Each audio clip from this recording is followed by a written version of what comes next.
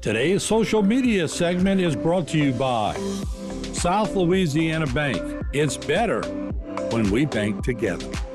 Waits and Downer, attorneys at law.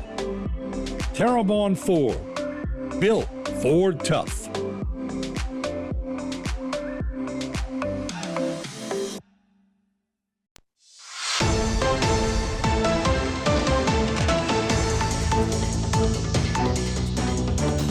Everybody, welcome back to Bayou Time. Harry McCullough here. It is fireworks time. Y'all see the stands that everybody's starting to build those tents and sell fireworks. It is time once again for the 4th of July fireworks. And Lafourche Parish has been the traditional place to run out there and get your fireworks. And that starts on noon on June 25th. Here to talk a little more about it is Brendan Mathern. He is, of course, with the Sheriff's Office in Lafourche Parish. So, Brendan, what type of precautions should we be looking at as we begin the fireworks season? Because it's a good time of the year. Yeah, like you said, fireworks season's underway. We have two fireworks seasons, if you will, one around Christmas and New Year's, and the other is we're currently in it right now. And basically what you're looking at as far as times, the time schedule that we have is set by parish ordinance, as you can see right here, starting on June 25th. So what you're looking at for the remainder of the season is basically 9 a.m. to 9 p.m. So 9 to 9 each day, with the exception of July 3rd and 4th. You can go until midnight on each of those days. And look, these are the times that you can pop them. These are the times that you can sell them, buy them. These are the firework times, period. So with that being said, the question is, how do you stay safe with fireworks? I think the biggest issue is, Harry, more than 200 people a day go to the emergency room throughout the country due to fireworks around the July 4th holiday. So what that tells me is there's people that are operating these fireworks dangerously. And just like with a firearm, the reason why you end up in trouble is because you think you know what you're doing. And that typically is the issue with fireworks. People, you don't handle explosives on a daily basis. So probably you don't know what you're doing when it comes to fireworks, and you should probably only use them how they're directed on the package to avoid injury. Just some general rules of thumb as far as fireworks go. You should be at least 200 feet away from any structures, piles of leaves, anything that could potentially catch fire. You definitely do not want children using fireworks. Now, I know that they have those little poppets and the snaps and the sparklers. What we're talking about is the things that explode, basically. The bigger fireworks you should definitely not let children use.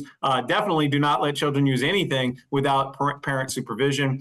And if the parents are supervising, please do not be impaired. That goes not just for the supervision of the kids, but also for trying to light fireworks. You definitely do not want to mix alcohol and trying to light fireworks. Regardless of how you do it and where you do it, you definitely want to have either a bucket of water or a hose nearby. And that's two things. One, that's to put out any fireworks or anything that gets out of hand. And two, to be able to put the spent fireworks in. You want to completely douse them with water, submerge them in water to make sure that it's impossible for them to relight.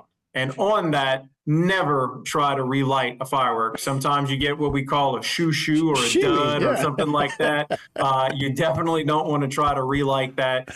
You just want to make sure you douse it with the water so it has no chance of catching on fire or exploding on its own. And that's pretty much it. I mean, just some common sense rules when it comes to dealing with fireworks. Again, remember, while it's fun and entertaining, they are explosives and they will explode. Right. Look, we've all seen the videos. We didn't know bottle rockets can go in some of those places like that. So, yeah, be careful with that. At least we're not in a drought where we have those kind of issues. But I think you should be aware that when those fireworks take off, they got to land somewhere, too. So maybe kind of be courteous to your neighbors and maybe kind of pick up the area after too. It doesn't just go off into space, So those are always good points too. So yeah, we're looking forward to it. That's always fun. It's always a good family thing to bring everybody together. But there's no way to spoil that better than having an accident where somebody might get hurt. Speaking of getting hurt, what about boating season? Look, this is the first time a lot of people be out in their boats, and it's hot. Everybody's going to want to be on the water. So I'm sure y'all going to be patrolling the waterways as well to make sure people have life jackets and their boats are ready to go, huh? Absolutely. Our Water Patrol deputies will be out, especially over the next couple of weeks, because we know a lot more people are going to be taking to the water, especially around the weekends, the water, the beaches, whatever it may be. And the key here is if you have a boat, again, it's one of these things where, the people that end up in trouble are the people that think they know what they're doing. That's the worst mistake you can make, is thinking that you know it all when it comes to boating and water safety. Take precautions, especially when you have kids with you. Look, things happen so fast on the water and in the water. You may not be able to control everything. In fact, you can't control everything. Mm-hmm. So, just a few obvious tips if you're going boating, whether you're going fishing, whether you're going recreationally, whatever it may be, let family members know where you're going. Let them know your travel plans.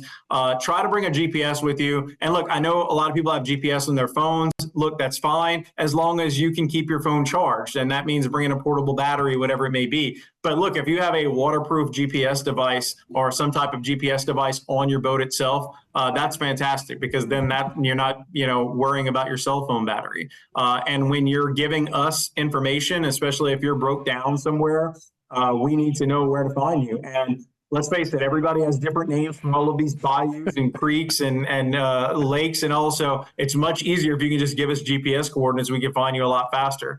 And look, probably the most important thing, make sure you have a life jacket for everybody on board. If they're under 16, they should be wearing it. If you're riding a jet ski, regardless of your age, you must have that life jacket on. It's just a better idea to have it on, period, especially if you're speeding out through the water. Again, there's so many stumps and pipelines and all these things that you could just hit and really send people flying from your boat. So it's probably a good idea to have that life jacket on, especially when you're going fast through the water. Yeah, no doubt, Brendan. Well, enjoy your celebration, man. I hope you guys have a good time. I know we will too. So thanks for your time. We appreciate it. You got it. Thank you, Harry. All right. We'll be right back with more Bayou Time right after this.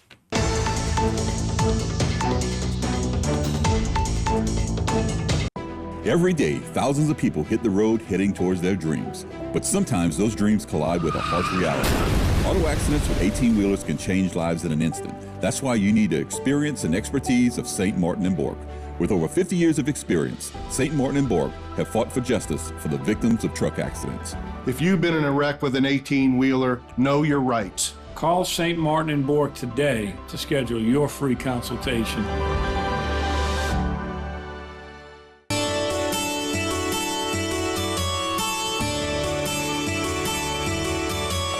Jack Bay down to Point Ocean, Thibodeau to Grand Caillou, HTV's part of you. Bayou Black down through Dulac, Southland Mall to City Hall, we'll bring the news to you. Raceland, St. Charles, Bayou Blue, Morgan City and Assumption too, where sugar cane is grown. So much to see on HTV. Stick with us 'cause we're your home.